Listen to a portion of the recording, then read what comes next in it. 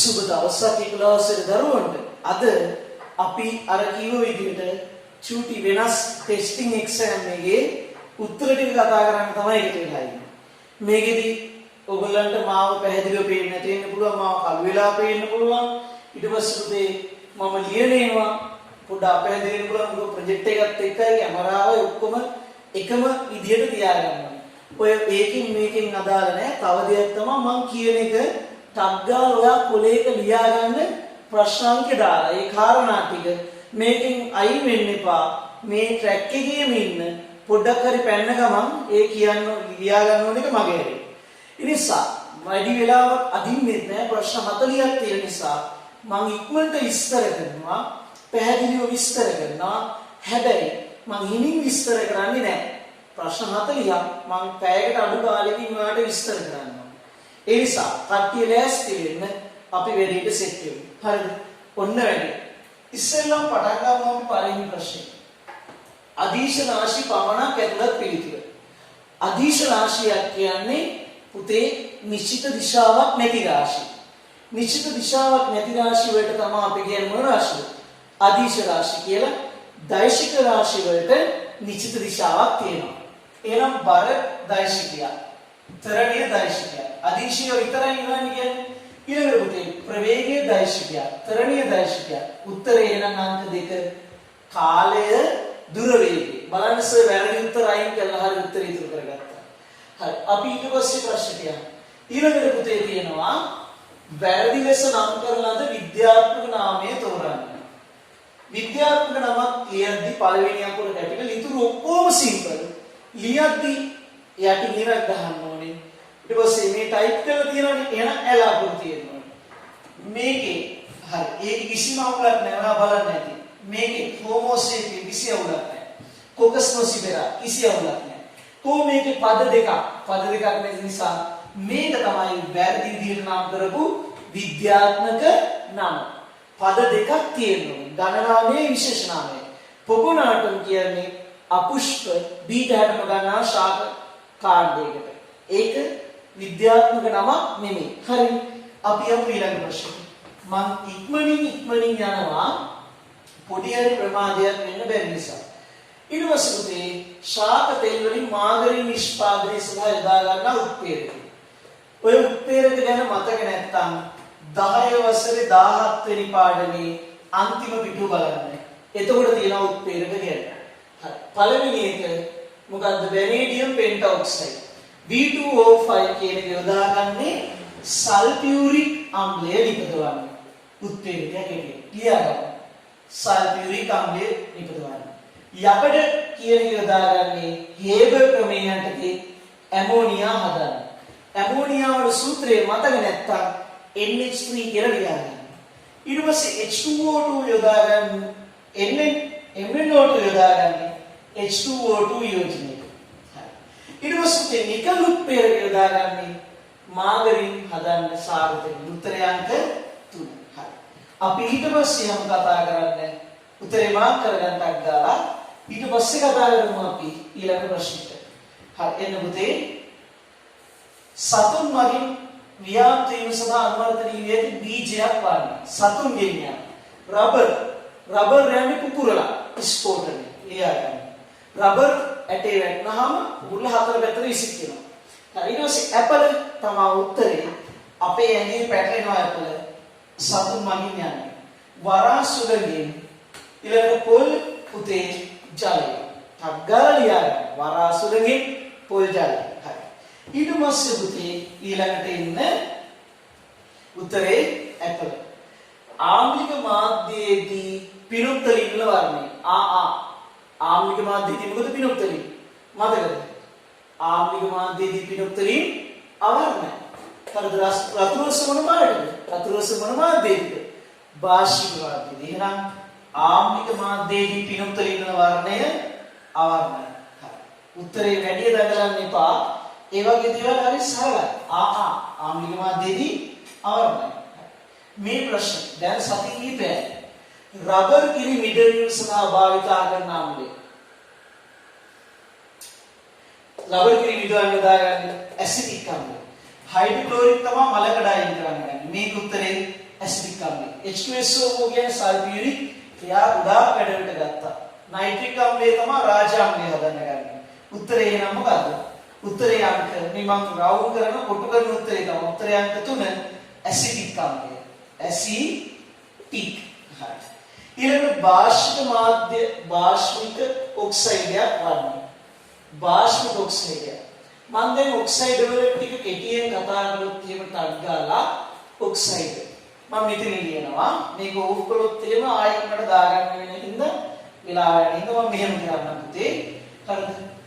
ලෝ oxide දෙක දැන් මේ තියෙන ඔක්සයිඩ් රේන්ජ් එක ඔක්කොම පළවෙනි ආවර්තය හයිඩ්‍රජන් ලිතියම් බෙරිලියම් දෙවෙනි ආවර්තය තුන්වෙනි ආවර්තයයි මම මෙහෙම ලියනවා.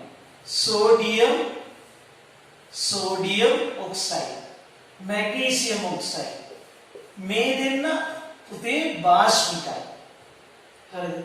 ඊට පස්සේ ඇලුමිනියම් ඔක්සයිඩ් මොන භූමියද? උභය භූමිය.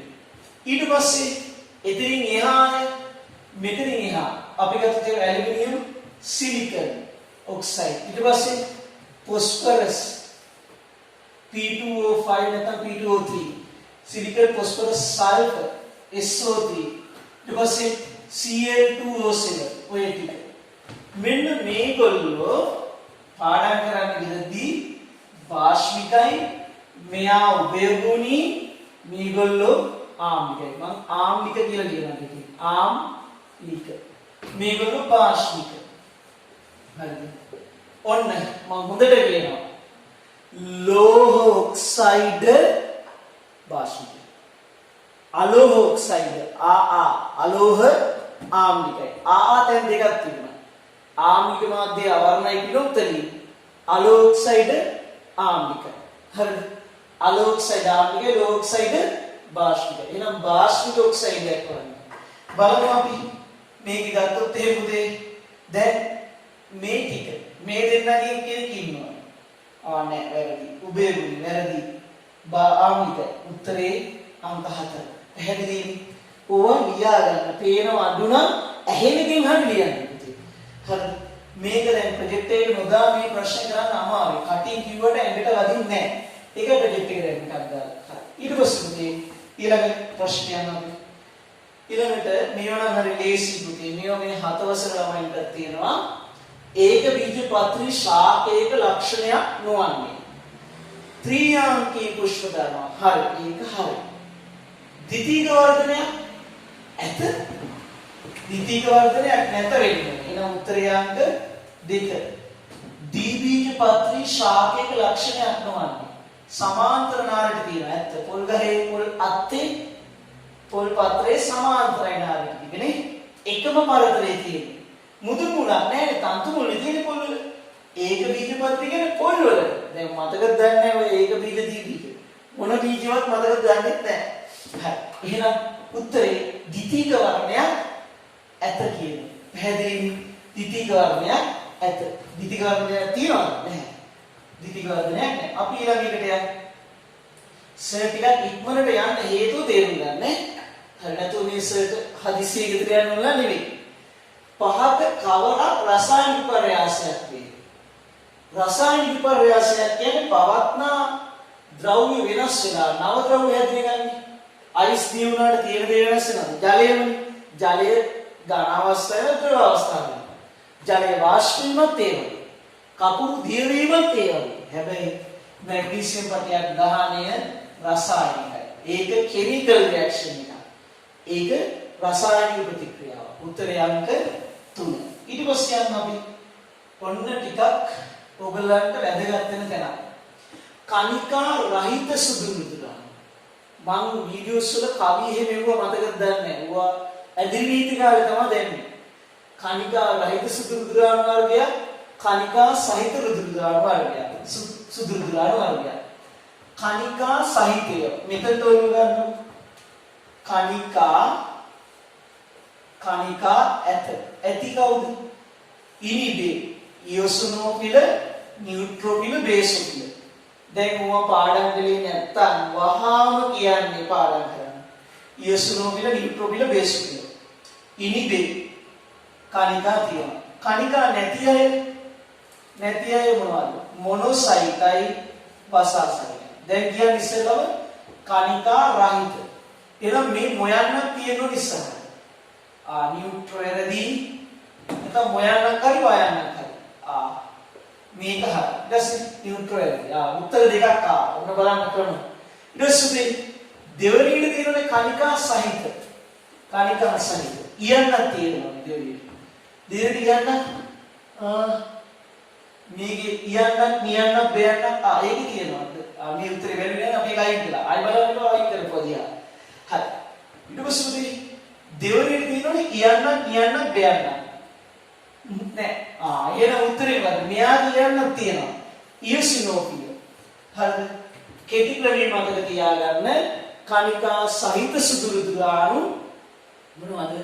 ඉයසිනෝෆිල, නියුට්‍රෝෆිල, බේසෝෆිල. කොහොමද ඉඳගත්තේ? ඉනි බේ. කණිකා රහිත ඒවා නැති ඒවා මොනොසයිටයි වසාසයිටයි. මොනෝවසා. හරි. දැන් ඊට පස්සේ ඒකෙන් කණිකා රහිත මොනොසයිට කණිකා සහිත ඉයසිනෝෆිල. උත්තරේ අංක 2 මාක් කරගන්න. මම කොටු කරන්නේ වැදගත් ඒවයි උත්තරේ විතරයි. මීටරේ ඉන්නේ. හරි. ඊට පස්සේ උදේ ඊළඟට අපි යමු 11 වෙනි ප්‍රශ්නේ. හරි. ඇමෝනියා අණුවක N පරමාණුවක් වටා එක සැරේ ඉලෙක්ට්‍රෝන යුගල් ගන්න. ඉරි ගහ ගන්න යුගල් කියන වචනය. ඒ ඇමෝනියා අණුවක් අදින්නම් මම පැත්තකින් මෙහෙම N ඇඳා මෙහෙම දැන් මම අදින හැටි කියලා දෙන්න වෙලාව නැහැ. N ඇඳා එක සැරේ ඉලෙක්ට්‍රෝන යුගල් එකයි තියෙන්නේ. මේ තියෙන්නේ ජෝඩි. මේ තියෙන්නේ ටග්ගා ඇඳ ගන්න. එක සැර යුගල් උදේ පේ ළමයි වැඩේ කරගන්න හරියට අන්තිම පිළිවෙලට විභාග පාස් වෙලා තියෙනකොට ඔළුවට වලන් හොදන්න වෙයි. එහෙම වෙන්න දෙන්න එපා. එකසර ඉලෙක්ට්‍රෝන යුගල් කීයක් තියෙන්නේ? එක යුගලයි. එහෙනම් යුගල් ගණනය යුගල් එකයි. උත්තරය අංක 3. පැහැදිලි? දැන් අපි යමු ඊළඟ කොටසට. අණු ඇඳගත්තානේ. 12 වෙනි ප්‍රශ්න. ජලය රත් කරන විට සෙල්සියස් 30 සිට 45 දක්වා උෂ්ණත්වය වැඩි වෙනවා. එම සිදු උෂ්ණත්වය ලෙස කෙල්වින් වලින් කොපමණද? කෙල්වින් වලින් අපි ගත්තොත් එහෙම සෙල්සියස් උනත් 15ක් වැඩි වුණා නම් කෙල්වින් උතර වෙන්නේ කීයද? 15ම තමයි. එහෙනම් උත්තරය අංක 3. ඔක තේරෙන්නේ නැත්නම් පොඩ්ඩක් ඉන්න ටික දවසක් මම කියන්නම් කතන්දරේ පන්ති පටන් ගත්ත ගමන් අර ශ්‍රිතේ යනදම තේරෙනවා. මෙහෙම ප්‍රශ්නයක් තිබුණා 2016 ප්‍රශ්න පත්‍රයේ. මේ මට කියන්න බැරුණා පටන් ගන්නකොට මේ 2016 කියන ප්‍රශ්න පත්‍රයේ මම වෙනස් කළා හද ප්‍රශ්න ටික. හරි. සෙල්සියස් 15ක් වැඩි වුණා නම් කෙල්විනුත් වැඩි වෙන්නේ 15යි. ඇයි? අංශක ගාන දෙකේම එක ගානට වැඩි වෙන්නේ. හැබැයි මේ වෙලාවේ සෙල්සියස් උෂ්ණත්වය කෙල්වින් කරන්න කිව්වොත් තමයි 273ක් එකතු කරන්නේ. නැතුව වෙන විදිහකට නෙවෙයි. ජලය රත් කළ විට 30 ඉඳලා 35 දක්වා උෂ්ණත්වය වැඩි වුණා නම් 15යි. එතකොට කෙල්වින් කියන්නේ කියලා 5 ලෙවයි. දැන් මේක හරි. ඊට පස්සේ ඊළඟ ප්‍රශ්නට යන්න. පුතේ. ආහාර ජීර්ණ පද්ධතිය ආශ්‍රිත රෝගයක්. හරිම ලේසි බ්‍රොන්කයිටිස් ගාවින් ලියා ගන්න ශ්වසන පද්ධතිය සිලිකෝසිස් ශ්වසන ඇස්බෙස්ටෝසිස් ශ්වසන අම්ල පිත්ත ප්‍රදාහය ගාවින් ලියා ගන්න දන්නේ නැත්නම් ગેස්ට්‍රයිටිස් කියලා. හරිද? හරි. ඊට පස්සේ ලිංගික ප්‍රජනනය සිදුවන අවස්ථාවේ සෛල විභාජනයේ පිළිවෙල. මෙන්න මේක මම පැත්තෙන් ලියනවා මාව පේන්නේ නැති වෙයි.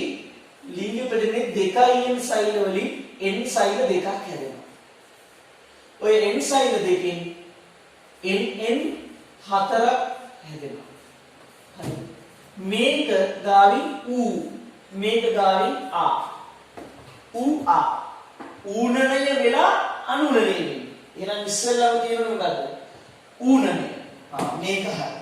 මේකත් හරි. මේ දෙක වැරදි. ආයේ දිහා බලන්නේ. ආයි බලන්නේ. ඊළඟට වෙන්නේ මොකද? ආනේ. කියන්නේ මොකද? මෙන්න මේක. හරිද? ඌනණයෙන් පස්සේ තමයි මොකද වෙන්නේ පුතේ? අනුනණය වෙන්නේ. ඌනණයෙන් පස්සේ තමයි අනුනේ වෙන්නේ. හරි. මම දන්නේ පැහැදිලි නේ. ඌනණය ඊට පස්සේ අනුමණය. දැන් අපි යමු ඊළඟ එකට. හරිද? දැන් පුතේ ඉන්න මේක ටිකක් අමාරු පේපර් එකක්. හොඳ පේපර් එකක්. හරිද? 15 වෙනි ප්‍රශ්න. තල දර්පණයක නාභි දුර 30යි. එම දර්පණයේ ප්‍රධාන අක්ෂය මත වස්තුවක් සාධන ප්‍රතිබිම්බය අතාත්වික වන අතර ඒ විශාලත්වයේ වස්තු විශාලත්වයට වඩා වැඩි වේ. දර්පණයේ සිට වස්තුවට ඇත්තේ කුමන දුර පරතරයක් යන වග හා දර්පණ වර්ගය. දැන් ඔය කියන අnder දෙවිලේ ඉස්සෙල්ලා තේරුම් ගමු. මේ අයින් අදින්න. ඉස්සෙල්ලාම තේරෙන්න ඕනේ අතාත්විකය නම් තිරයකට ගන්න බැරි වෙන්නේ බෑ. ඒවා මතකද ගන්න. අතාත්වික තාත්විකය කියන තිරයකට ගන්න පුළුවන්. අතාත්විකය කියන තිරයකට ගන්න බෑ. වස්තුර විශාල. කවදාවත් උත්තර දර්පණවල වස්තුර විශාලයව හදන්නේ නැහැ. එහෙනම් මේක අවතල. හොඳට මතක තියාගන්න. ඉතින් මේ වීඩියෝ එක අහන අතරතුර මේ ඔළුවට දාගන්න. අවතල ඒවා විතරයි වස්තුර විශාලයව හදන්නේ. උත්තර දර්පණවල වස්තුර විශාල ප්‍රතිබිම්බ හදන්නේ නැහැ. ඒක ලොකු වෙලා පේන්නේ නැහැ සයිඩ් කන්නාඩි. සයිඩ් කන්නාඩි වාහනේ තියෙන ගන්නේ ඒකෙන් ලොකු වෙලා අපි පේන්නේ නැහැ. පොඩි වෙලා පේන්නේ. හරි. එහෙනම් කවදාකවත් උත්තර කියන වචනේ හොයන්න එපා. උත්තර කියන වචනයක් නැහැ. මේක එහෙම එකක් දීලා නැහැ. එහෙනම් කමක් නැහැ. දැන් අවතල එකක් ඇඳගත්තා. ටක් දාලා. දැන් මෙහෙම ගත්තා.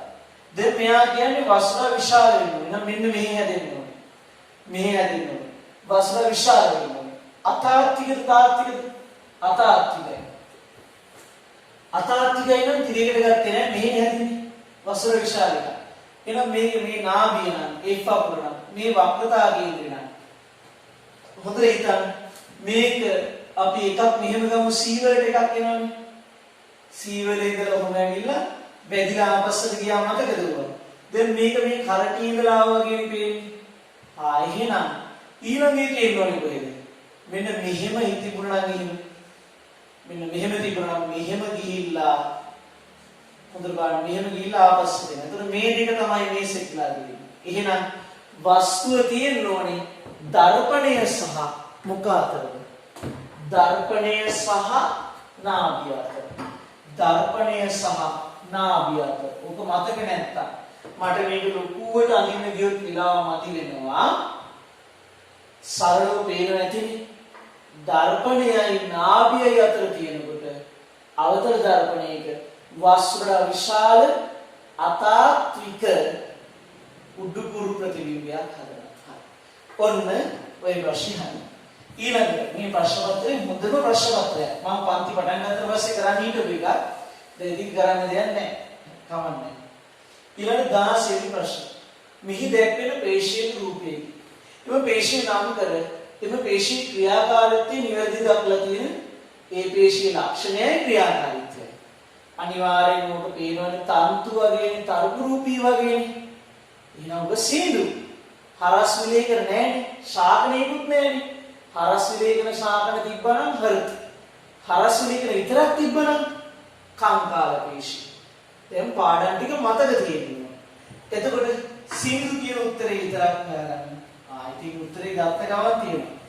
උත්තරයන්ගේ සීඳු පේශී හරස් විලේකන නැහැ. අනිච්චාන්ත මම ඒක ලේසි වෙන්න දෙන්නේ.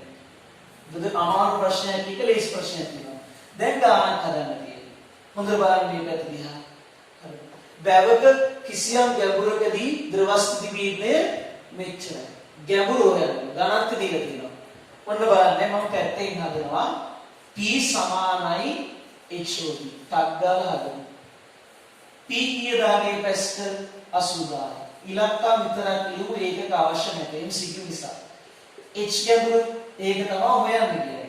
ඒක ගැඹුර හොයන්න කියන්නේ H ගැඹුර දන්නේ ඒක H කියලා දාගත්තා. ඊට පස්සේ අපි දන්නේ 80000 H රෝ කීයද 1000යි. දැන් තව දත්තයක් දීලා තියෙනවා. රෝ 1000යි G කීයද පුතේ? G 1000යි. හරි. දැන් කේස් එකක් නැහැ. දැන් මේ පැත්ත බෙදන්න මේ අගේ 1000 ගුණ කිරීම 10න් බෙදුවා. අද මේ පැත්තත් බෙදන්නේ ගානේ 1000 ගුණ කිරීම 10යි. බිඳුවට බිඳුව, බිඳුවට බිඳුව, බිඳුවට බිඳුව, බිඳුවට බිඳුව. කීයද ඉතුරු වෙන්නේ? 8 විතරයි. h කැමර කීයද? 8යි මීටර. මම හිතන්නේ දරුණු ලස්සනටම තේරුණා. h කැමර 8යි මීටර. මේ ගණන් තේරෙන්නේ නැත්නම් නැවත වරක් නෝට්ස් බලන්න. සර්ට කතා කරලා හරියන්නේ නැහැ. සර් ඒක තේරුන්නේ නැහැ. එහෙනම් ලොකු කේස්යක්. මේ විභාගෙට තේරුන්නේ නැහැ කියන එක සමාවක් වෙන්නේ නැහැ. දැන් ලෑස්ති වෙන්න අවශ්‍යයි. හරිද? හරි. මම ටිකක් ඉක්මනට යනවා. මොකද හේතුව ඕගොල්ලන්ටයි ඒකේ හොඳ. ඒක විස්ථාපන ප්‍රතික්‍රියාවක් සඳහා තුලිත රසායනික සමීකරණය. මම කිව්වා රසායනික ප්‍රතික්‍රියා වර්ග දෙකක්. සංයෝජන, ජොයින්ට් වෙනවා. ඒ කියන්නේ මේ පැත්තේ දෙන්නෙක් එකතු වෙලා අර එහෙ තනි කෙනයි. මේ විතරම එම ගෙටි කියන්නේ. A ධන B ඊතලයේ AB. ඔය සංයෝජන. ඊට පස්සේ BC රත් කළාම B ධන C බවට ගන්නවා. මේ මේ වියෝග සංයෝජන වියෝජන. ඊට පස්සේ මතකද? දැන් ඒක විස්ථාපන තරංග සුදාහ කරගත්තේ. හරිද? A B ධන C. මේ A මොකද කරන්නේ? B වයින් කරලා C එක්ක සෙටනවා. B දොට්ට දානවා. එහෙම වෙලා තියෙන මොකේද? මෙයා ගිහිල්ලා මේ කොපව එලවලා එතනට සෙට් වෙලා තියෙනවා. එහෙනම් මේක තමයි උත්තරේ. පළවෙනි එක ගාමින් ලියා ගන්න. වියෝජන තුන්වෙනි එක ද්විත්ව විස්ථාපන හතරවෙනි එක වියෝජන. ආයතන පළවෙනි එක වියෝජන, තුන ද්විත්ව විස්ථාපන, හතර එයා වියෝජන.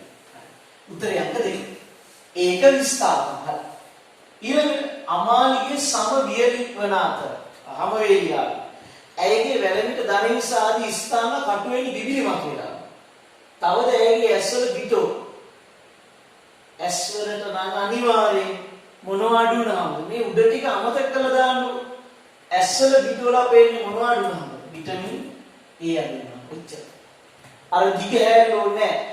ඇසේ පිටෝල අප විටමින් A. ඇසේ පිටෝල අප විටමින් A. හරි. එන්නේ. අපි 20 වෙනි ප්‍රශ්නය.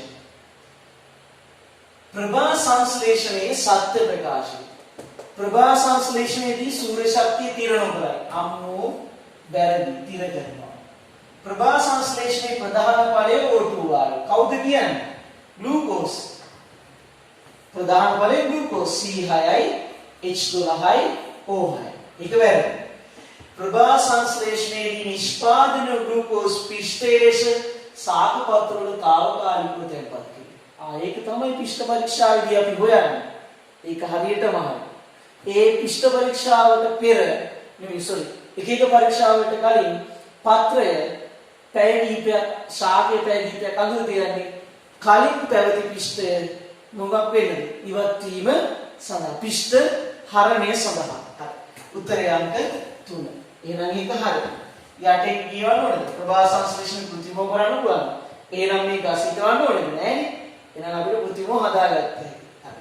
ඊළඟට අපි යමු ඊළඟ ප්‍රශ්න. හරිද මේ පුතේ අපි දැන් යමු වෙනවා 21 වෙනි ප්‍රශ්නෙට. පුෂ්පයක දික්කඩක් තියෙනවලු. ඒකේ මණිය සහ මුකුටේ. මණිය කියන්නේ අර යටින් තියෙන පොළ පාට කොපුව වගේ. ඒක මණිය. දරු මේ මණිය ඊළඟ මුකුටේ ආවගේ පේටක් තියෙනවා. ඒ මණිය C මුකුටේ. එහෙනම් A සහ C. A හා C. උත්තරය අංක 1. මේක නම් ලේසි. ඒ නිකන් දාපු ප්‍රශ්න. ඊළඟට පුතේ ඩිම්බ කෝෂය තුල සිවුනිකා වර්ධනය වීම සඳහා සිවුනිකා සෛල තමයි ස්ත්‍රියකගේ ඩිම්බ නිපදවන්න වැදගත් වෙන සෛල වර්ග. ඩිම්බ කෝෂය තුල සිවුනිකා වර්ධනය වීම සඳහා බලපාන පිටියුටරි මුදාහරින හෝමෝනය FSH හෝමෝනය තමයි සිවුනිකා වර්ධනය වෙන්න බලපාන. මේ LH ලියා ගන්න ඩිම්බ මෝචනයට කියලා. ඩිම්බ මෝචනයට. ඩිම්බ නිදහස් වෙන්න වැදගත් වෙන්නේ යා. ඩිම්බ මෝචනයට යා FSH වැදගත් වෙන්නේ මොකටද? සිවුනිකා වර්ධනයට. සිවුනිකා වර්ධනයට. සිවුනිකා වර්ධනය වෙන්න බලපාන්නේ කවුද? FSH. FSH වලින් ප්‍රාථමික සිවුනිකා ග්‍රාෆී සිවුනිකාවක් බවට පත් වෙනවා. හරි. LH වලින් තමයි ඩිම්බය මෝචනය වෙන්නේ. හරි. ඊළඟට රූපේ දැක්වෙන PQ වීදුරු දෙකක් ඉර වෙලා තියෙන. ඒක වෙන් කරගන්න යොදාගත යුතු උපකරණ. දැන් පුතේ හිතන්න වීදුරු දෙකක් මට ගන්න විදිහක් නැහැ වෙලාව යනවා. එකට හිර වෙලා තිබ්බොත් එළිය වීදුරුව උණු වතුරට දානකොට ඒක ලොකු වෙනවා. ඇතුලේ වීදුරුව මැදට ඇල් වතුර කියන්නේ මෙහෙම සෙට්නොත් මෙහෙම වීදුරුවක් තියෙනවා. ඒකට තව වීදුරුවක් උඩින් හිර වෙලා. කොහොමද? දැන් මේ දෙක ගලවන්න අමාරුයි. මොකද කරන්නේ? මේකට දානවා උණු වතුර. එතකොට මේක ලොකු වෙනවා. මැදට දානවා කූල් වතුර. එතකොට මොකද වෙන්නේ? කූල් වතුර දාපුවම මේක හැකිලෙනවා. යට එක ලොකු වෙනවා. එතකොට ගානට ගලව ගන්න පුළුවන්. එහෙම කරලා තියෙන්නේ උණු ජලය දෙකේම දාලා ගන්න. ඊට මේක සිසි ජලය දාලා වෙලදී උත්තර දෙකක් තියෙනවා නේ. හරි. එහෙනම් උත්තරය 2 සහ මොකක්ද 20ක් කියලා තියෙනවා. 2 සහ 4. අවුලක් නැහැ. උත්තරය හරියට 2යි 4යි. දෙකම තියෙනවනේ. අවුලක් නැහැ. හරි.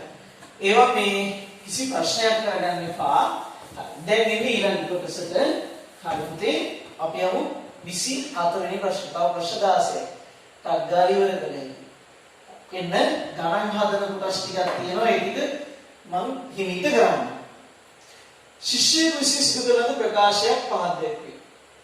කුරුදු ගොරවලින් ලබා ගන්නා සගන්ධ තෙල් ජලයෙන් වඩා ඝනත්වය වැඩි. ඔව් ඇත්ත. සගන්ධ තෙල් පොඩ්ඩක් දැනගා ඝනත්වය වැඩි. ජලය සගන්ධ තෙල් මත පාරනවා. භාගික ආසවනයේදී වැඩි තාපාංක ඇති පෙට්‍රෝලියම් ඉන්ධන ඉහළ කුටීර වලින් ලබා ගන්න පුළුවන්. මම ඉහෙමද කිව්වේ? වැඩි තාපාංක තියෙනවා ඉහළින්ද ගන්න පුළුවන්. නෑනේ පහළින්නේ. වැඩි තාපාංක ගොඩක් රත් වෙන්නේ ආසවන කුරුණ කියලා මෙහෙම ලොකු කුරුණක් මතකද? ඒකේ උෂ්ණත්වය වැඩි පහළ. ඉහළ උෂ්ණත්වය මොකද? උෂ්ණත්වය අඩුයි. එහෙනම් භාගික ආසවනයේදී වැඩි තාපාංක ඇති පෙට්‍රෝලියම් ඉන්ධන ඉහළ කුටීර වලින් ගන්න බෑ. ඒව ගන්න පුළුවන් කොහෙන්ද? පහළ කුටීර. BTM උත්තර අයින් කරන්න. මේක කැපවන්න බලන්න අයින් කරන ලස්සනට කිසි දෙයක් හිතන්නේ නැතුව උත්තරය අංක A සහ C. දැන් ඉතින් මම අන්තිම ප්‍රශ්න කියවන්නේ උත්තරේ. සරල ආසවනේ මගේ හිංජලය මගේ නාසු ජලය ලබා ගන්න පුළුවන්. ඇත්තනේ සරල ආසවනේ කරන්නේ ඒකනේ. හරි. ඊට පස්සේ ප්‍රශ්න කියන්න අපි මොන බලන්න විභාගය ලේසියෙන් කොට දාන්න හැටි. ඊළඟ කොටස.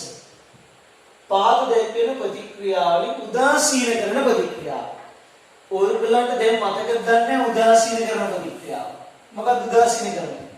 H+ ධන OH minus ඊතලය H2O. ඔහොම කේස් එකේ උදාසීන කරන්නේ කියන්නේ ඒ වගේ එකක් මේක අසින් හොයාගන්න කියලා කියන්නේ. හරි. මෙහෙම ප්ලස් එකක් තියනවද මෙතන මයිනස් එකක් තියනවද මොකුත් නැහැ. ඒක අයින් කරලා. මෙතනත් එහෙම එකක් තියනවද ප්ලස් ඔෆ් මයිනස් ඔෆ් ඒකත් නැහැ. ඔබට මෙතන ප්ලස් මයිනස් තියනවද නැහැ. අයින් තියන ඇච්චරයි. මේ ප්ලස් හරි මයිනස් හරි H+ හරි OH මයිනස් හරි මේවයි පළවෙනි එකේ තියෙනවා. එහෙම නැහැ. මේකේ තියෙනවා බලමු. O තියෙනවා OH මයිනස්. සෝඩියම් හයිඩ්‍රොක්සයිඩ් වල තියෙනවනේ OH මයිනස්. එහෙනම් H2SO වලින් එනවා කවුද? H+ එනවා. මොන වෙලෙ? උත්තරේ එන මොකද්ද? උත්තරය අංක 3. සුපිරි ප්‍රශ්නයි. මෙතනයි බලන ප්‍රශ්න දෙක. මම සාමාන්‍ය පේපර් එවන්නේ නැහැ. නිකන් විහිළුවට පේපර් වලට එවන්නේ. එවන්නේ ගෙලිමි විභාගයට ඕන කරන්නේ. මොකද කරන වැඩේ හරියටම කරමු. විහිළු කරන්න ඕනේ නේද පුතේ? හරි. දැන් ඊළඟ ප්‍රශ්න. උත්තරය අංක 3 මාක් කරගන්න. අර කපන විදිහ කෙටි ක්‍රම ඒවා ඉගෙන ගන්න. එවිනමික් කාබනේටයක සූත්‍රය. මේක නම් හොඳට බලන්න. මෙන්න මේක. M2CO3 පොඩි මම ආයෙ ගන්න. M2CO3 3 වරහන 3. දැන් මෙච්චරයි කරන්නේ. මොකක්ද උතන කරන්නේ පුතේ? දැන් කියනවා හි ක්ලෝරයිඩ් ඉස්සු. ඉස්සෙල්ලා එන්නේ සංයුතතාව හොයන්න බෑ. මේක රිවර්ස් කරනවා මෙහෙට. CO3 වල සංයුතතාවය කීයද? CO3 වල සංයුතතාවය 2යි. මේක රිවර්ස් කරනවා මෙහෙට. එතකොට කීයද M වල සංයුතතාව? M වල සංයුතතාව 3යි. එහෙනම් M වල සංයුතතාව කීයද හරියටම? 3යි. M ගාලින් 3 ලියාගත්තා. ක්ලෝරින් වල සංයුතතාවය පොඩි වුණුත් දන්නවා 1යි. එහෙනම් පුතේ හොඳට බලන්න මේවා. ඒක මෙතනට දාලා මේක මෙතනට දාලා. එතකොට MCl3 තේරුණාද? මේක රිවර්ස් කරලා මෙතනට ගත්තා, මේක රිවර්ස් කරලා මෙතනට ගත්තා. මේ වරහන ඇතුලේ තියෙන මොකක් කරන්න යන්න එපා ඈ. වරහන ඇතුලේ වෙනස් කරන්න ඕනේ. එහෙනම් පඬිත වැඩ කරන්න යන්න එපා. ඒ ගිලිදාට 3 ගත්තා. 3 මෙයාට දෙනවා, මේක මෙයාට දෙනවා. උත්තරය තියෙනවද? ආතේමයි. එඩි තන්න. උත්තරය තමයි. ඊළඟ ප්‍රශ්නට යනවා. හරිද? ථග්ගායමු මේ ප්‍රශ්න 40ක් සාකච්ඡා කරගන්න ඕනේ. හරිද? දැන් ඉන්න මේකත් හදමු. කාබන් ඩයොක්සයිඩ් දැන් 88ක ඇති මුළු පරමාණු සංඛ්‍යාව. ඕක නම් ඊට හදන්න. පුතේ CO2 88යි ග්‍රෑම් ඇතුලේ. CO2 88යි ග්‍රෑම් ඇතුලේ තියෙන මවුල ගාන කීයද? දැන් CO2 ගේ මෞලික ස්ථාන ගාන එක මම ඒක මෙතනින් වෙන කියන්නම්. CO2 දැන් දීලා තියෙනවා කාබන් 12 16යි. 12 එකක් තියෙනවා 16 වගේ තියෙනවා 2යි. එතකොට 12යි මේ 16 දෙකට අක්දාලා කියන්නේ 32යි. කීයද? 44යි. 2යි 4යි. 2යි 4යි 1යි 3යි 4යි 44යි.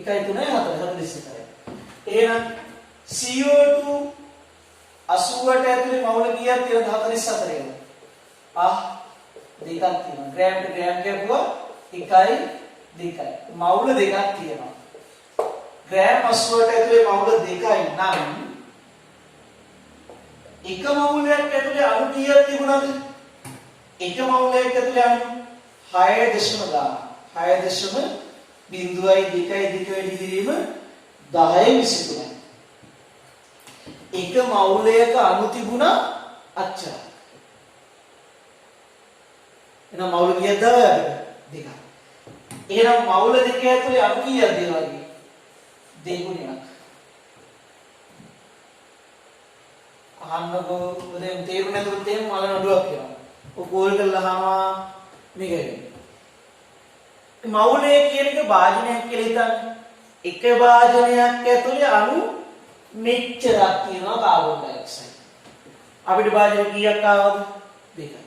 එහෙනම් ඒ වගේ කී ගුණයක්ද අපිට එන්න ඕනේ? දෙගුණයක් අහු වෙන්න ඕනේ. හරිද? දැන් එතකොට එක අණුවක එක CO2 අණුවක පරමාණු කීයක් තියෙනවද? කාබන් 1යි ඔක්සිජන් 2යි. ඔක්කොම 3යි. එහෙනම් මේ අණු ගාන එක මවුලයක මවුල ගාණයෙන් ගුණ කරලා එක අණුවක පරමාණු ගාණයෙන් ගුණ කරන්න ඕනේ. මොකද මුළු පරමාණු සංඛ්‍යාව හොයාගන්න. මේ ප්‍රශ්න තේරුම් නැත්නම් වහාම අද හවස මැසේජ් එකක් දාන්න වැඩි විදිහට. ඒ හැමෝටම වෙන වෙනම කියලා දෙන්න. තනි තනි. ඇත්තටම කියලා දෙන්න. මම කරනවා කිව්වොත් කරනවා පුතේ. වෙනස් කළා වගේ නෙමෙයි. හරි. ඊළඟට පුතේ එක මවුලයක අණු මෙච්චරයි මවුල දෙකයි. ඒ නිසා ඒ වගේ දෙගුණයක් අණු තියෙනවා. එක අණුවක පරමාණු තුනක් නිසා මුළු පරමාණු ගාන පුරා ගන්න 3 වෙනවා.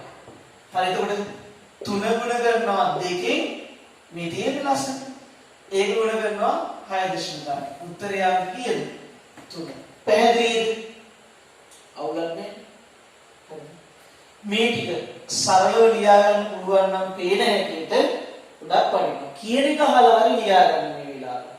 මොකද මේ වෙලාවේ වෙන මුකුත් කරන්න එපා. සර් පැයකින් ප්‍රශ්න අතුලිය කතා කරන්න හදන්න. හරි. 80ට ලියා ගන්නකම් මම කියනවා 80ට බෙදුවා 44 මවුල දෙකක් ආවා. එක මවුලයක පරමාණු අණු මෙච්චර එක මවුලයක අණු 6.9 නම් මවුල දෙකක අණු ඒ වගේ දෙගුණයක් ඊට පස්සේ අපි ඒ තුنين ගුණ කරන්නේ මොකද? එක අණුක පරමාණු තුනක් තියෙනවා. මේ අණු ගාන ඇතුලේ පරමාණු ගාන යන අපි තුنين ගුණ කරනවා. පැහැදිලි. අපි යනවා ඊළඟ ප්‍රශ්නෙට පුතේ. මම මේක මකනවා. නැත්තම් කට්ටියට වෙලාවම තියෙනවා. මේක ගොඩාක් ලෝඩ් එකක් තිබ්බොත් වීඩියෝ එකේ ඔයගොල්ලෝ මට බනින්න. එක්තරා මුලවක ලක්ෂණ තිබ්බා. කහ පාටයිලු වාතයේ දහනය කළා නිල් පාට දැල්ලක් දීලා කටුක ගන්ධයක් සහිත වායුවක් පිට වෙනවලු. Fe සමග රත් කළාම කළු පාට ඝනයක් හදනවලු. මේ කහ පාටයි ඉන්නේ ලෝකයේ සල්ප වගේ. නිල් පාට දැල්ල දෙන්නේ සල්ප විතරයි. Fe සමග හදන්නේ සල්ප තමයි FeS කියන එක. අයන් සල්ෆයිඩ් කියලා හදන්නේ. එහෙනම් කවුද මේ? මුලවි සල්ප. කහ පාට අස්පටික හෝ ස්පටික ආකාර බහුරූපී ආකාර කියන අලෝහමය මුලවි මොකද්ද? බංගුරතාවයක් තියෙන නිල් පාට දැල්ලක් සහිතව දහනය වෙලා කටුක ගන්ධයක් සහිත වායුවක් පිට කරන්නේ සල්ෆ. පැහැදිලි කතන්දරේ. ඊළඟට පුතේ ඊට පස්සේ ස්පර්ශව පවතින පුෂ්ඨ සහිත වස්තු දෙකක් අතර මෙහෙම තියෙන වස්තු දෙකක් يعني එකට කැඩලා තියෙන වස්තු දෙකක් අතර සීමාකාරී ඝර්ෂණ බලය රඳා නොපවතින සාධකය අභිලම්බ බලය මත රඳා පවතිනවා. අභිලම්බ බලය කියන්නේ බර ඇති වෙන්නේ බර නිසා ඇති වෙන බලය. ඒක බර වැඩි වුණොත් ඝර්ෂණය වැඩි වෙනවා. තල්ලු කරගන්න අමාරුයි. පුෂ්ඨ ස්වභාවය මත රඳා පවතිනවා. ඒ පුෂ්ඨ ස්වභාවය රළු පුෂ්ඨයේ ඝර්ෂණය වැඩිනේ. අභිලම්බ ප්‍රතික්‍රියා බලය. අභිලම්බ ප්‍රතික්‍රියා බලය ආය පාරක් එකම කියලා දෙනවා. ඊට පස්සේ ස්පර්ශන වර්ගඵලයේ මත රඳා පවතින්නේ නැහැ. උත්තරයක් 3. තව පොඩ්ඩයි පුතේ ඉක්මන් කරලා එන්න. ඊට පස්සේ පහත විද්‍යුත් රසායනික කෝෂයේ සම්බන්ධ නිවැරදි ප්‍රකාශය. සීතහඩුව ඇනෝඩය. මේක 12 වෙනි පාඩම බලන්න. 12 වෙනි පාඩමේ පළවෙනි මාතෘකාව විද්‍යුත් රසායනික කෝෂවල පළවෙනි එක සිංක් සල්ෆරික් වලට දාපු කෝෂය, දෙවෙනි එක පුතේ සිංක් කොපර්, තුන්වෙනි එක සිංක් යකඩ කොපර්, හතරවෙනි එක තමයි සිංක් සහ යකඩ. මෙතනදී මම වැඩි කියන්නේ නැහැ නොතේරුනොත් එහෙම. උත්තරය සිංක් තහඩුව ඇනෝඩ් එක. එච්චරයි. ඔබ වැඩි අදින්න කිව්වොත් එහෙම නොතේරෙනවා. දැනට දාගත්ත අයට උදව්වක් ඔබ. ඒක පොඩි ඉංගියක් දෙන්නම්. මෙච්චරයි. මොකද්ද? පොඩි ඉංගිය මෙන්න මෙහෙම උඩට ගන්න. පොඩි ඉංගිය පුතේ. සක්‍රියතාව වැඩි ලෝහය ඇනෝඩය, සක්‍රියතාව අඩු ලෝහය කැතෝඩය. හරි එච්චරයි. සක්‍රියතාව වැඩි ලෝහය ඇනෝඩය, සක්‍රියතාව අඩු ලෝහය කැතෝඩය. මේ ප්‍රශ්නේ පැහැදිලි නැත්නම් අදම මැසේජ් එකක් දාන්න එයාට පැහැදිලි වෙනවා. හරි. ඉතින් ප්‍රශ්න මාර්ක් කරගන්න. ඊට පස්සේ උදේ ඊළඟට මෙන්න ගාන. හොඳ ගානක්. මේකත් හදමු. වස්තුවක් රූපේ පරිදි එක් ස්ථානයක සිට තවත් ස්ථානයකට අරගෙන යනවා. එවිට වස්තුවේ වෙනස් වූ විභව ශක්තිය. දැන් සමහර ළමයි මෙහිම හදයි. මෙතනට තියෙන උස මීටර 2යි. එහෙනම් මෙතනට දානවා විභව ශක්තිය වල සූත්‍රයක් මතක නැතිය ඇති. ඉතින් බත් කන්න එපා එන්නේ. විභව ශක්තිය හොයන්නේ E සමානයි mgh වලින්. මෙතනට දානවා ළමයි. ඔයගොල්ලෝ හදන්නේ මෙතනට mgh දානවා කියද? m 2යි කියලා තියෙනවා. වස්තු ස්කන්ධය 2යි, වෘත්තතරණය 10යි. 2යි m g 10යි, h උස 2යි. ඕක උඩ ගන්නවා. 2යි 20යි 20 40යි. 40යි ජූල් කියලා ගන්නවා. ඊට මෙතන mg දානවා මෙතනට. එතකොට m 2යි, g 10යි, h 2යි. දෙකයි 4යි sorry. 4යි. එතකොට මේ ගුණ කරාම 2 10 ගුණ කරාම 20යි. 24 ගුණ කරාම 80යි ජූල්. දැන් එහෙනම් 40 ඉඳලා 80යි ජූල් වලට ගිහිල්ලා තියෙනවා. එතකොට මේක මේ වෙනස කීයද? විභව ශක්තිය වෙනස කීයද? 80න් 40ක් ගියා 40. හැබැයි ඔක හදාගන්න සරල ක්‍රමයක් කියන්නේ. නටන්න නැතුව. මේක මහා ලොකු දේවල් නෙමෙයි ප්‍රශ්නේ දිහා බලන්න. අහන්නේ එවිට වස්තුවේ වෙනස් වූ විභව ශක්තිය නෙති. එහෙනම් කොහොමද අපි හොයන්නේ? මෙතන ඉඳලා මෙතනට තියෙන උසේ වෙනස බලන්න කීයද? මෙතන 2යි මෙතන 4යි. වෙනස කීයද? 2යි. එහෙනම් මේ වෙනස දෙන්නේ දාන්න. E සමානයි mgh. දැන් අහයි m කියන්නේ මොකද්ද? g කියන්නේ මොකද්ද? h කියන්නේ මොකද්ද? 10 වසරේ පුතේ 18 වෙනි පාඩම බලන්න. m ස්කන්ධය 2යි. g 10යි. ගුරුත්වතරණය. h උස කීයද වෙනස? 4න් 2ක් ගියාම 2යි. එතකොට 20යි 20 දෙකින් වුණාම 40යි ජූල්. ඔන්න උත්තරේ. දැන් දවසක් පේපරේ දෙනවා කියන්නේ පොත් පෙන්නලා අහලා බලලා කොපි කරන්න එපා. ඉතින් මට කියන්න බෑ ඕගොල්ලෝ. හරි. ඕවගේ සතියේ සැරයක් අපි වැඩි කරමු. හරි. පැහැදිලි දැන් හදාගත්ත හැටි. 40යි ජූල් කියලා මේ උත්තරේ. ඊට පස්සේ ප්‍රශ්න කියනවා අපි මෙන්න බලන්න. මේක ටිකක් තේරෙන්නේ නැත්නම් හැමෝම කතා කරන්නේ තනි වශයෙන්. මම පුළුවන් විදිහට උත්තර දෙනවා. හැමෝටම උත්තර දෙනවා. LED බල්බ් 6ක් පැය 4ක කාලයක් දැල්වෙන විට වැය වූ විභව ශක්තිය, වැය වූ විදුලි ශක්තිය ගන්න. මේක හොයන්නේ මෙහෙමයි. වොට් ගන්න තියෙනවනේ බල්බ් එකේ. වොට් ගන්න. මේක 10 11 වසරේ 10 වෙනි පාඩමේ අනිස්සේ තියෙන්නේ. විදුලි බිල හදන වැඩි. ඒක ගන්න හදන වැඩි. හොඳට බලන්න. වොට් ගාන 60 ගත්තා. හොඳට බලාගන්න 60යි වොට් ගාන ගත්තා. බල්බ් ගානෙන් ගුණ කරනවා. බල්බ් 6ක්. ඊට පැය ගානෙන් ගුණ කරනවා. පැය 4ක්. හරිද? ඊට පස්සේ k අපරක් තියෙනවනේ හැම එකේම. k අපරක් තියෙනවා කියන්නේ කීයෙන් බෙදලාද? 1000න් බෙදලා. ඒක කීයෙන් බෙදන්නේ? 1000න් බෙදලා. හරිද? ඔන්න බෙදුවා 1000න්. දැන් බලමු. 60 අබලු 60 බල්බ් එක බල්බ් දෙකක වොට්ටගේ 20යි. සෝරි මෙතන 20 එන්නේ. මෙතන ආගේ කී දෙන්න ඕනේ 20. මෙතන දාන්නේ පුතේ 20. හරි වොට් 20. හරි වොට් 20. 20 6න් වුණාම 120යි. ඒක 4න් ගුණ කළාම ටක් ගාලා ගුණ කරන බිඳුවයි 12ක් 4 48යි. 480යි. 480යි දැන් වොට් තියනවා. පැය තියෙනවා. දැන් 1000න් බෙදනවා කියන්නේ මොකද්ද? හොඳට කල්පනා කරන්න 1000න් බෙදනවා කියන්නේ මොකද්ද? හොඳට හිතන්න. මේ දශම ස්ථාන මේ බිංදු තුනක් මෙහෙට පාන්න. එතකොට කීයද? 1යි 2යි 3යි. දශම 4යි 8යි. k අපුර දැම්මා කිලෝ වොට් පැය. ඔන්නෝගයි උත්තරේ. බිංදුවයි දශම 4යි 8යි කිලෝ වොට් පැය. මේ තියෙන උත්තරේ. හරි. මම හිතන්නේ සුපිරියට ගන්න තියෙනවා. මේක සූත්‍රය අවශ්‍ය නම් ලියා ගන්න. විදුලි ඒකක ගණන සමානයි වොට් ගණන ගුණ කිරීම බල්බ් ගණන ගුණ කිරීම පැය ගණන දවස් ගණන ගුණ කරන්න පුළුවන්. පැය ගණන බෙදීම 1000. මේ සූත්‍රය මතක නැත්තම් නෙමෙයි මේ සූත්‍රය අවශ්‍ය නම් 11 අවසරේ 10 වෙනි පාඩමේ අදිස්ස බලන්න. එතකොට ඔයගලන්ට සූත්‍රය හම්බ වෙනවා. ඒ ප්‍රශ්නේ තමයි. ඊට පස්සේ අපිට තියෙන ගණන් හදන කොටස අපි එතනට යොමු වෙනවා. හරිද පුතේ? හරි පුතේ. දැන් අපි යමු 33 සහ 4 ප්‍රශ්න වල මේ පරිපතේ ගන්න.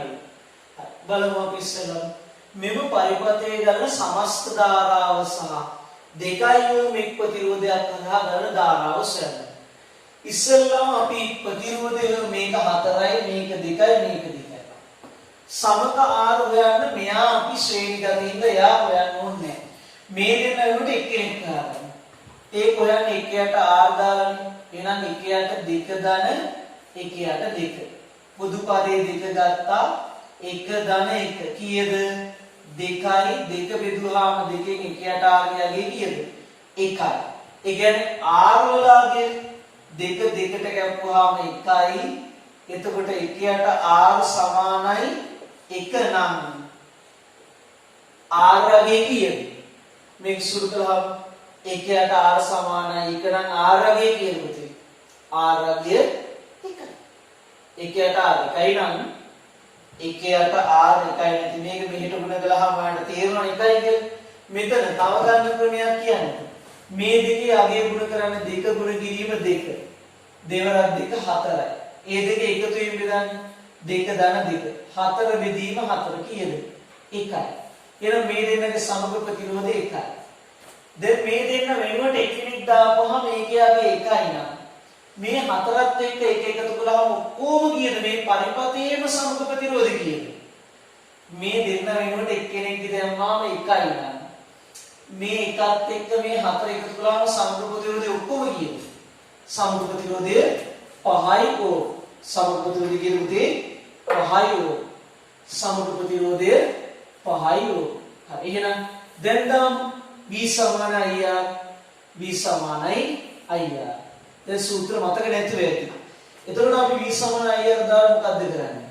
V වල අගේ කීයද මෙතන? 10යි වෝල්ට්. 10 ලියාගත්තා. දැන් පෑන තියෙන්නේ නැහැ. I වල අගේ දන්නේ නැහැ.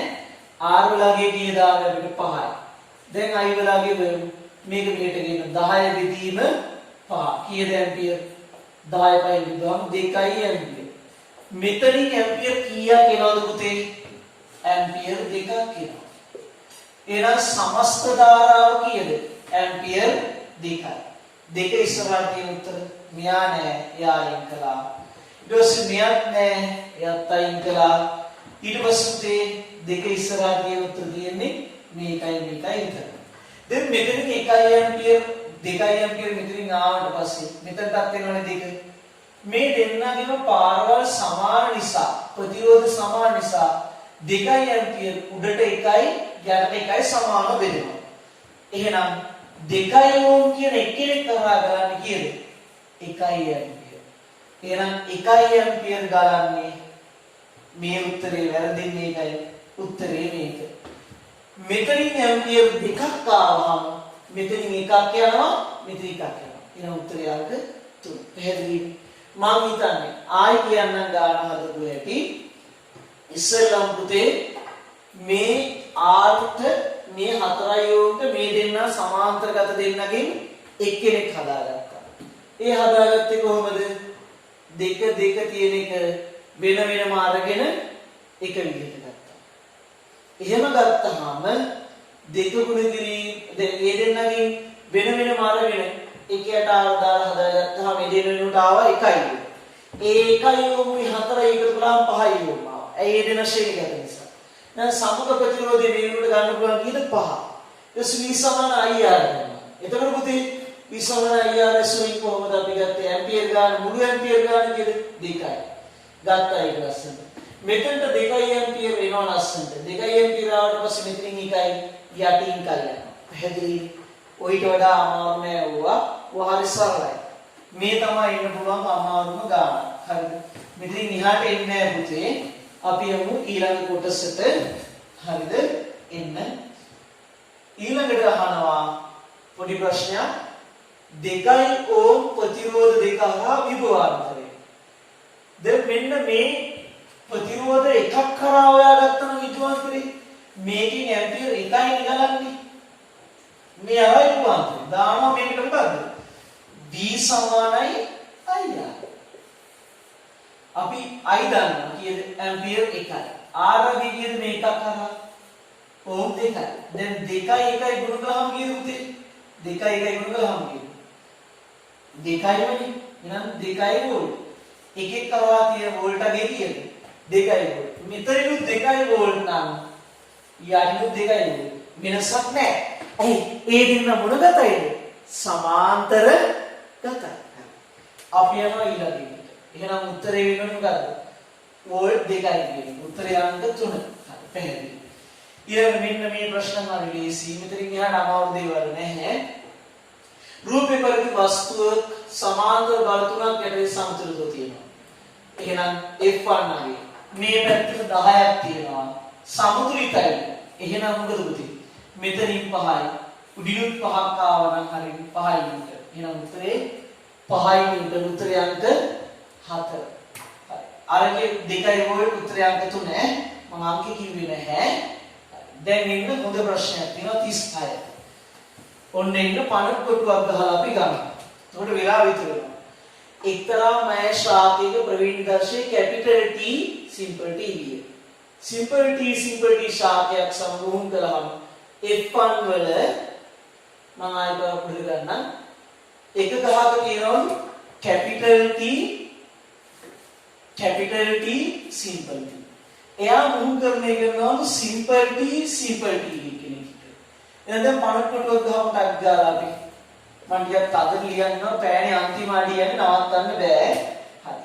එතකොට මෙතන capital T යපුර ඊට පස්සේ මෙතන simple T යපුර ඊළඟට අපි ගමු පුතේ දකින්න. ඊට පස්සේ මෙතන ගමු අපි මොකද්ද? simple T මෙයාව මෙහෙම දැම්මා මෙයාව මෙහෙම දැම්මා. හරි. ඊට පස්සේ මොකද කරන්නේ? මේ ටික එකට ලියාගෙන මෙයාගෙන් එනවා capital T මෙයාගෙන් එනවා simple t. ඊට පස්සේ මෙයා simple t. ඒ මේ දෙක මේක තුනම simple t. මෙයා capital T simple t. මෙයා simple t. දැන් මොන බලන්න capital T simple t අනුපාත simple t. capital T අනුපාත simple t. කීයක් ආවද? then capital T දෙකට simple t කීයක් ආවද? දෙකක් ආවා. දෙකට දෙකයි කියන්නේ එකට එකයි. ඒ කියන්නේ කීයද? 50-50 නේද? එහෙනම් 50ට 50. පැහැදිලි? මෙයාගේ F1 පරම්පරාවේ capital T simple t ආපු ප්‍රතිශතය වෙච්චද?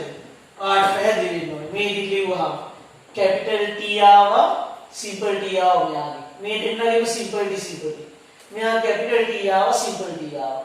ඊට මෙතන simple t. එහෙනම් capital T simple t දෙකට simple t දෙකයි. එතකොට 50ට 50 ආවා. ලස්සන. පැහැදිලි. හරි. එතනින් එහාට අපි යමු ඊළඟ ප්‍රශ්න. හරි පුතේ 37 වෙනි ප්‍රශ්න බලන්න. රූපයේ පරිදි මීටර උලක් හරියට සමතුලිත කරලා ස්කන්ධයක් එල්ලලා තියෙනවා. මීටර උල සමතුලිත වීමට x වල එල්ලා තිබෙන ස්කන්ධය. x වල එල්ලා වන ස්කන්ධය. මෙතන 50ක් සෙන්ටිමීටර තියෙනවා මේ පැත්තේ 25. දැන් මේ පැත්තේ 2යි නම් දුරට තියෙනවා 2 කිලෝග්‍රෑම්. මේ පැත්තේ දන්නේ x. මේ නෑ පූර්ණ හදන්න නිව්ටන් කරන්න යන්න එපා. කාලය අපරාධ. මෙන්න එහෙමයි කරන්නේ. හරිම සරලයි ඈ. මේවා මහා ලොකුට උඩට ගන්න එපා. බර කරගෙන අහන්නත් එපා. මේක දෙපැත්ත සමාන කරනවා අස්සන්ට. දෙපැත්ත සමාන කිරීමක් කරනවා. හරිද? අර පැත්ත 50 ගුණ කරනවා දෙකෙන්. එහා පැත්ත වාමාවර්ත නෙමෙයි දක්ෂිනාවර්ත ගුණ. 50 දෙකෙන් ගුණ කරනවා. මේ පැත්තේ මේ 20 නිසා ඈ වචනාවලට ඒවා දන්නේ නැහැ. මේ පැත්තේ කීයද මැද ඉඳලා තියෙන්නේ? 25. කීයද පුතේ? 25. 25. පේනවා 25. ගුණ කරන්නේ කියන්නේ මෙතන x ඉලක්කම දාගන්න. දැන් මොකද කරන්නේ? අපි x උත්තර කරනවා. x සමානයි හරිද පුතේ? මේ 25 එහා පැත්තට ගියා.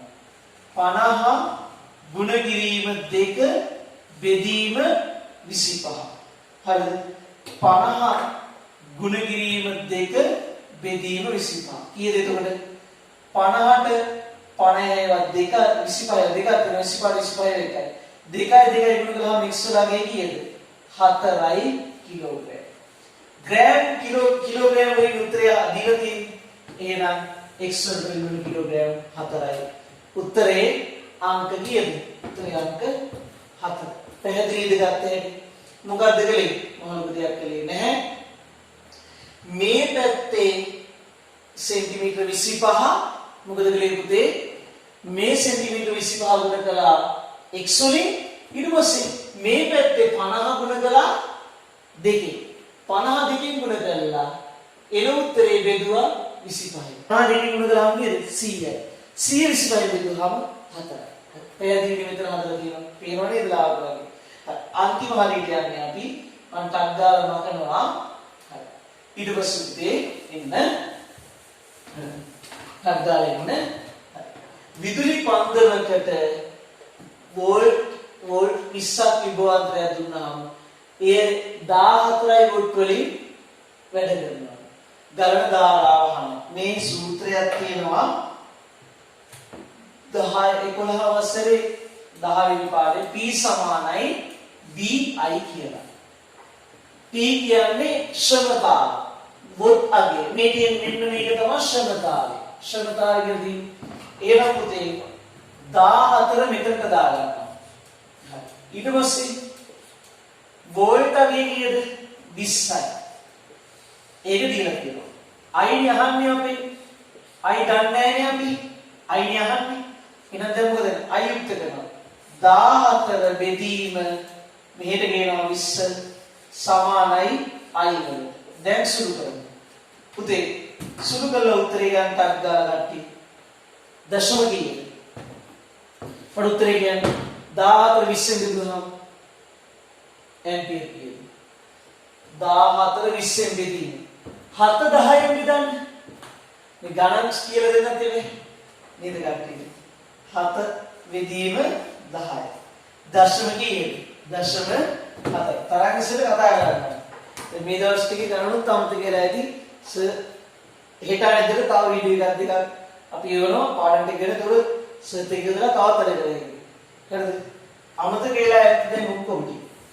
එහෙනම් ඇම්පියර් කීයද? දශම 7යි. හරිද? දැන් ඊට පස්සේ ආහාර ජීවන පද්ධතිය සඳහා බලපාන ලේසි ප්‍රශ්න ටිකක්. අන්තිම ගණන් ටික අමාරුයි.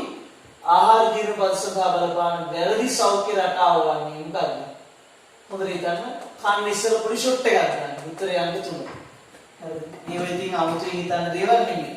හරි ඊට පස්සේ ඩෙන්ගු රෝගයේ ව්‍යාප්ත කරන මදුරුවා කවුද පුතේ? ඊඩික්ස්. මේ කොන්න ලියා ගන්න කියුලෙක්ස් බරවා මෙන්න මේ කවිය පාඩම් කරගන්න. හරිද? ඇනෝපිලස් මැලේරියා කියුලෙක්ස් බරවා ඊඩික්ස් ඩෙන්ගු ඇනෝපිලස් මැලේරියා කියුලෙක්ස් බරවා ඊඩික්ස් ඩෙන්ගු. හරි. දැන් ඔහොම ඉන්න ඩිස්කෂන් එකකුත් අපි කරමු විනාඩි කිහිපයක්. ඒ වගේම මම ගෲප් එකට දානවා අද දවසේ ජයග්‍රාහකයා. එයාට අර කියු මුරදු ඉෂ්ට කරමු නේද? එහෙනම් අපි බලමු කට්ටිය කොහොමද උත්තර දීලා තියෙන්නේ. මම සාකච්ඡා කරපු එක හොඳට තේරෙන්නේ නැති කියලා මම විශ්වාස කරනවා. නොතේරිච්ච තරක් තියෙනවා නම් ඩිස්කෂන් එකේදී අහන්න. ඒ වගේම ඔයගොල්ලෝ තව තියෙනවා තවත් ප්‍රශ්න වන්න මේවා අමාරු මේ තේරෙන්නේ නැත්නම් තියෙනවස කියලා දෙන්න කියලා මම ඒකත් කියලා දෙන්න. හරි. සුබ දවසක් දරුවන්ට උමුම ඉන්න ඩිස්කෂන් එකට පොඩි වෙලාවක් හරි අපි